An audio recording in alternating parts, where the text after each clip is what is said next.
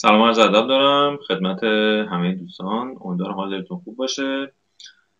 شجاعی هستم با آموزش امروز در خدمتتون. امروز میخوایم درباره افزونه امنیتی All in One WP صحبت بکنیم یا همون افزونه امنیت کامل وردپرس و در خصوص یک بخش به خصوص اون میخوایم صحبت بکنیم که درباره جلوگیری از اتک برود فورس هستش. ببینید برود فورس چی هستش؟ برود فورس این است که شما یوزر پس های مختلف رو بیاید در پنل ورودی وردپرستون، یعنی زمانی که میخواید وارد یک سایتی بشید بیاید و اون رو در واقع امتحان بکنید. مثلا ما الان یکی از سایت ها رو بهتون مثال میزنیم. به طور مثال توی این سایت ما میخوایم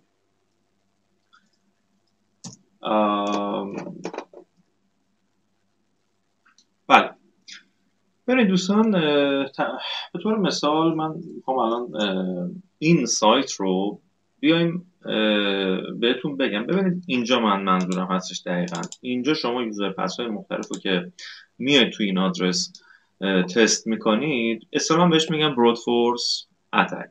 حالا این کار توسط یک نرم افزار انجام میشه که ما بهش لیست پسورد میدیم و لیست یوزرنیم بهش میدیم. نرم افزار به صورت اتوماتیک میاد همه این یوزر پس های مختلف رو خودش به صورت رندوم میاد تست میکنه و اصلا به این اتک میگن اتک برود فورس. اتک برود فورس برای سازمان ها و ارگان های بزرگ یک در واقع امر حیاتی هستش، از این بابت که خب اونها با سرورهای قدرتمند و اینترنت بسیار سریع این کار رو انجام میدن و احتمال اینکه بتونن موفق باشن کم نیست. اما برای افرادی که حالا من اصطلاحاً اسمشون رو میذارم جوجه هکر، برای اینا میتونه چه مزیتی داشته باشه؟ مزیتی که برای این عزیزان میتونه داشته باشه این هستش که میتونن سرعت لود اون سایت رو کند کنن و با کند کردن اون رو هم که نرم افزار داره کار خودش رو انجام میده، با کند کردن سرعت اون سایت میتونن در نهایت موفق شن که به سئو اون سایت لطمه بزنن. پس بنابراین به هیچ عنوان این موضوع رو در واقع ساده در نظر نگیرید که مثلا خب سایت نمیخوابه یا هک نمیشه یا هر چی. سئو سایتتون به واسطه اینکه سرعت لود سایتتون میاد پایین میتونه ضربه جدی بخوره. خب من خواستم فقط در این قسمت اهمیت در واقع تنظیمات این در واقع این قسمت رو در نظر داشته باشید. خب بریم برای آموزش سریعتر. ببینید میریم وارد قسمت افزونه ها میشیم برای شروع و البته اصلا میکنم افزونه تازه رو میزنیم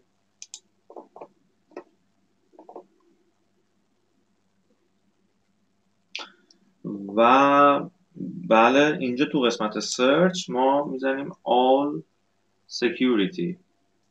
پس all security، این all security رو که میزنیم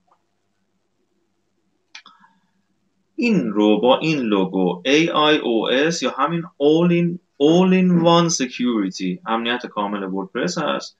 برای من چون قبلا اینو نصب کردم نوشته شده اکنون به روز رسانی نمایید، ولی برای شما عزیزانی که بار اول میخواید اینو نصب کنید مینویسه همکنون نصب نمایید، مثل این قسمت. پس این موضوع در نظر داشته باشید. خب بعد از نصب دقیقاً یه همچین چیزی میادش اینجا به نام امنیت وردپرس. خب میره تو قسمت برود فورس و میری تو قسمت کپچا سیتینگز.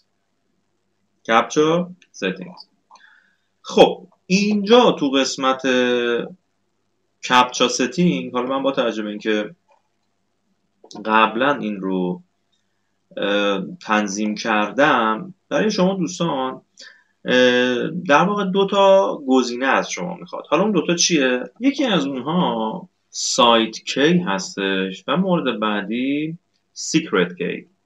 یعنی توی این قسمت شما بعد از اینکه وارد میشید یکیش هست سایت کی. ببینید اینا دیگه کلید سایت و کلید مخفی، سیکرت کی و سایت کی هستش. خب که اینا رو از کجا باید بگیرید؟ حالا بریم برای آموزش این. ببینید وارد گوگل میشید و عبارت گوگل کپچار رو میزنید. گوگل کپچ و دقیقا روی ریکپچا که تو این عنوانش هست ریکپچا کلیک میکنید و واردش میشید.